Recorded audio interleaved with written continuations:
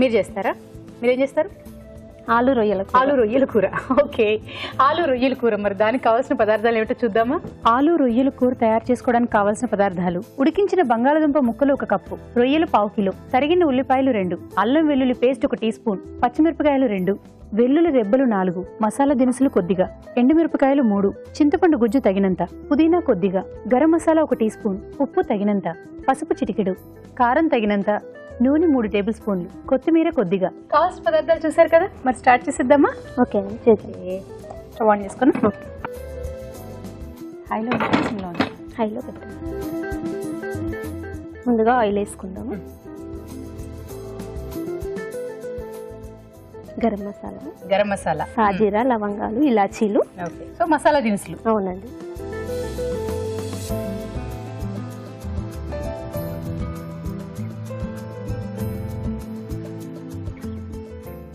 చాలండి. కొద్దిగా సాల్ట్ అండి వేయడానికి.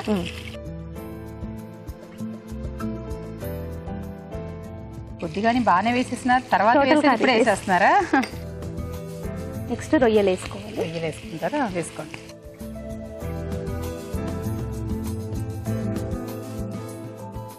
సో ఈ రొయ్యలు పచ్చివే కాబట్టి ఇంకేం దీన్ని చేయలేదు. ఏం చేయలేదు. ఇందులో వాటర్ వస్తుంది అనమాట. వాటర్ వెళ్ళిపోయే వరకు అవి కొంచెం ఉడకాలి. అంటే ఇంకొంతమంది ఉప్పు పసుపు వేసి క్లీన్ చేసుకోవడం అవి ఇవి చేస్తుంటారు. చేశానండి నేను ఆల్రెడీ. మీరేం చేశారు? ఉప్పు నిమ్మరసం వేసి క్లీన్ చేస్తాను. నిమ్మరసమా? నిమ్మరసం దేనికి? కొంచెం నీసు వాసన వెళ్ళిపోవడానికి. ఓకే, ఉప్పు నిమ్మరసం వేసి వాటర్ వేసారా? వాటర్ యాడ్ చేసి వాష్ చేసి పెట్టేసి ఒక 10-15 మినిట్స్ నానబెట్టేసి తర్వాత వాష్ చేస్తాం. సో ఉప్పు నిమ్మరసము వేసి ఒక 10 to 15 మినిట్స్ దాన్ని అలాగే ఉంచిన తర్వాత సో మళ్ళీ వాష్ చేసేసుకుని ఆ వాటర్ తీసేసి ఉంచుకోవాలి, అంతే కదా? అవునండి. ఓకే, ఒక 2 మినిట్స్ క్యాబేజ్ మూత పెట్టి. ఓకే, సో అలా ఉంచడం వల్ల ఏంటంటే స్మెల్ పోతుంది అన్నారు. ఓకే, మరి ఆ పులుపు రొయ్యలకు వచ్చేస్తుంది కదా, పర్వాలేదు? పర్వాలేదు. ఓకే, 2 మినిట్స్ అయిపోయింది, చూద్దామా? చూద్దాము.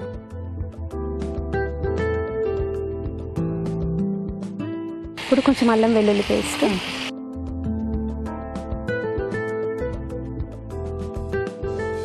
కొద్దిగా పసుపు,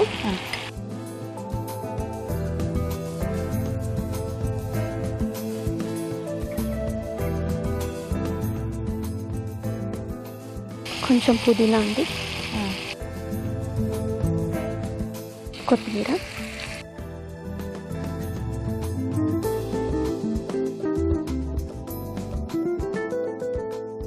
కారం అండి,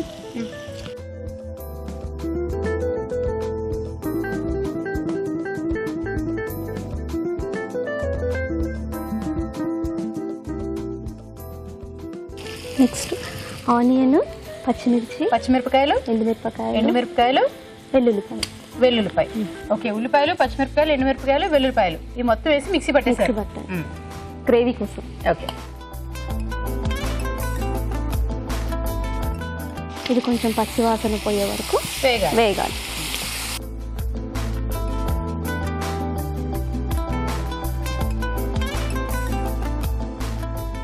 ఇప్పుడు నెక్స్ట్ ఉడకబెట్టిన ఆలు అండి.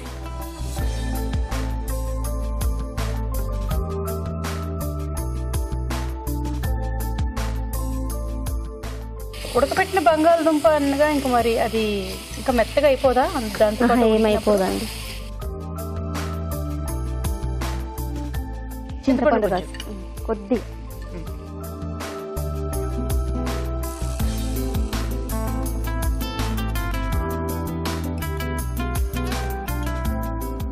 కొంచెం వాటర్ యాడ్ చేయాలి కొద్దిగా. ఓకే, మీరు ఇంట్లో కూడా ఇలాగ మాట్లాడతారా మెల్లగా? ఏం లేదండి, ఇక్కడ కొంచెం టెన్షన్గా ఉంది, అందుకని అలా మాట్లాడు. ఎందుకండి? కొండంత అండగా నేను పక్కనే ఉంటాను. ఓకే ఓకే, మాట్లాడతాను. మూత పెడతాను ఒక 2 మినిట్స్. సో కాసేపు ఉడకాలి. సో ఉడికిపోయింది అనుకుంటా, చూద్దామా? చూద్దాం. దగ్గరికి అయిపోయిందిగా. కొద్దిగా గరం మసాలా,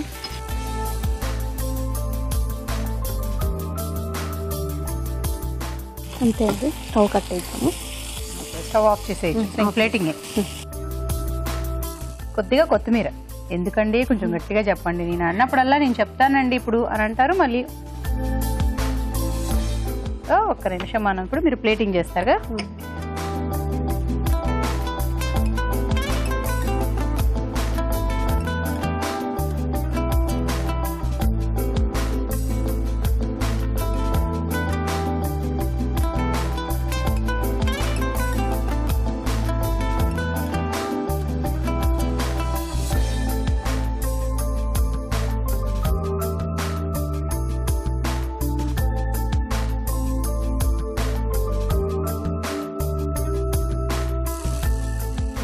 ఇంకేమైనా ఉందో దాని మీద వేసేవి? ఏం లేదు కదా. ఓకే, ఏం చేస్తారో చెప్పి నాకు ఇచ్చేయండి. ఆలు రొయ్యల కూర రెడీ అండి. Thank you. ఆలు రొయ్యల కూర రెడీ. మరి దీన్ని టేస్ట్ చూసే ముందు దీని తయారీ విధానం ఎలాగో మరొకసారి చూద్దామా. ఆలు రొయ్యల కూర తయారీ విధానం: ముందుగా ఉల్లిపాయలు, వెల్లుల్లి రెబ్బలు, ఎండుమిరపకాయలు, పచ్చిమిరపకాయలు కలిపి మిక్సీ పట్టి పేస్ట్ సిద్ధం చేసుకోవాలి. ఒక పాన్ లో నూనె వేసి మసాలా దినుసులు, ఉల్లిపాయ ముక్కలు, రొయ్యలు వేసి వేయించాలి. దీనిలో అల్లం వెల్లుల్లి పేస్ట్, పసుపు, పుదీనా, కొత్తిమీర, కారం, ముందుగా సిద్ధం చేసుకున్న పేస్ట్, ఉడికించిన బంగాళదుంప ముక్కలు, చింతపండు గుజ్జు వేసి కొద్దిగా నీళ్లు పోసి ఉడకనివ్వాలి. తర్వాత గరం మసాలా, కొత్తిమీర వేసి బాగా కలుపుకోవాలి. అంతే, ఆలు రొయ్యల కూర రెడీ.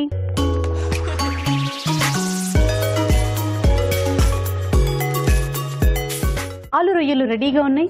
మరి టేస్ట్ చేయడానికి ఎస్ వెల్కమ్ రావు గారు. హలో అండి. హలో హలో, చెప్పండి. ఆలు రొయ్యలు అండి. So please try. ఆలు రొయ్యలు గుడ్ కాంబినేషన్. మదర్ వెజిటబుల్ అన్నమాట ఆలు. అవునా? ఎస్. మా పాపకు కూడా చాలా ఇష్టం. ఆలు ఉంటే చాలు. డీప్ ఆయిల్ ఫ్రై లో చేస్తే. పొటాటో ఇస్ వెరీ తినరా? ఇవాళ తిన్నాను. Okay, all yours.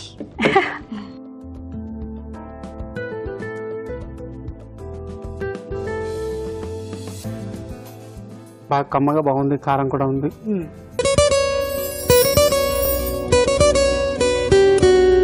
మామూలుగా మనం గుమ్మడికాయ కూర చేసుకున్న తర్వాత గుమ్మడికాయలో ఉన్నటువంటి ఆ గింజల్ని పడేస్తూ ఉంటాం.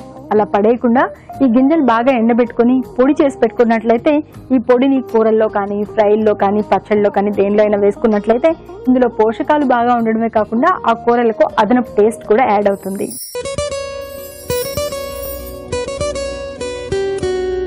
ఇప్పుడు మీకోసం ఇంకో చిట్కా.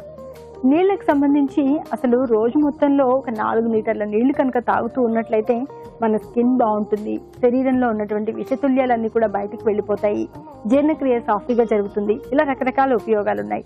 అయితే భోంచేసిన వెంటనే మాత్రం నీళ్లు తాగకూడదు. భోంచేసిన ఒక 45 మినిట్స్ తర్వాత కనుక నీళ్లు తాగినట్లయితే తిన్న ఆహారం బాగా జీర్ణం అవుతుంది.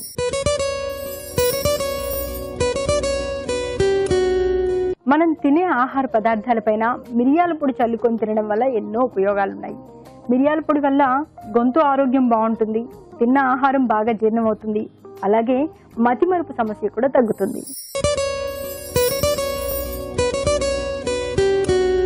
కర్పూరం వేసిన డబ్బాలో మూత ఎంత టైట్ గా పెట్టి ఉంచినప్పటికీ కర్పూరం అంతా కూడా ఆవిరైపోతూ ఉంటుంది. మరి కర్పూరం ఇలా ఎవాపరేట్ అయిపోకుండా ఉండాలి అంటే ఇందులో ఒక 4-5 మిరియాల గింజల్ని కనుక వేసి మూత టైట్ గా పెట్టి ఉంచినట్లయితే కర్పూరం చాలా రోజుల వరకు ఎవాపరేట్ అయిపోకుండా ఫ్రెష్ గా ఉంటుంది.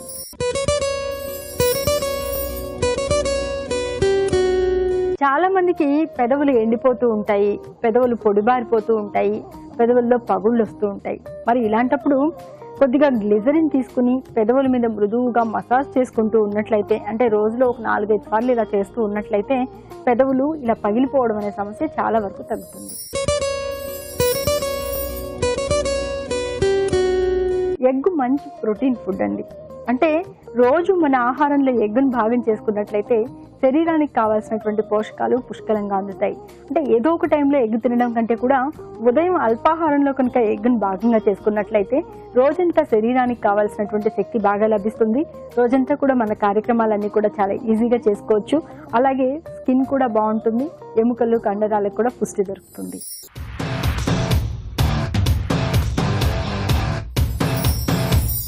రుచి